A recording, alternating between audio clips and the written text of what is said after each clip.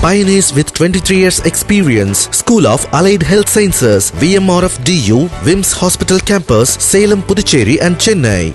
உலக புகழ்பெற்ற பாப் பாடகி கேத்தி பெர்ரி உள்ளிட்ட பல்வேறு துறைகளைச் சேர்ந்த 6 பெண்கள் அடங்கிய குழு நாளை விண்வெளி பயணம் மேற்கொள்கின்றனர். 1963ஆம் ஆண்டு சோவியத் விண்வெளி வீராங்கனையான வாலண்டினா தெரேஷ்கோவ் தனியாக விண்வெளிக்கு சென்று வந்த பிறகு பெண்கள் மட்டுமே தனித்து விண்வெளிக்கு பயணம் மேற்கொண்டதில்லை. இதனை முறியடிக்கும் வகையில் அமேசான் நிறுவனரான ஜெஃப் பெசோஸின் ப்ளூ ஆரிஜின் நிறுவனம் அதன் நியூ ஷெஃபர்ட் ராக்கெட்டில் முழுக்க பெண்களை மட்டுமே உள்ளடக்கிய குழுவை விண்வெளிக்கு அனுப்ப திட்டமிட்டுள்ளது. இதில் பாப் பாடகியான கேட்டி பெர்ரி, செய்தியாளர் கேல் கிங், மனித உரிமைகளுக்கான வழக்கறிஞர் அமாண்டா நுயன், நாசா விண்வெளி விஞ்ஞானி ஐஷா போவே, திரைப்பட தயாரிப்பாளர் கெரியன் பிளின் மற்றும் ஜெஃப் பெசோஸின் காதலியான லாரன் சான்ட்ரஸும் இடம்பெற்றுள்ளனர்.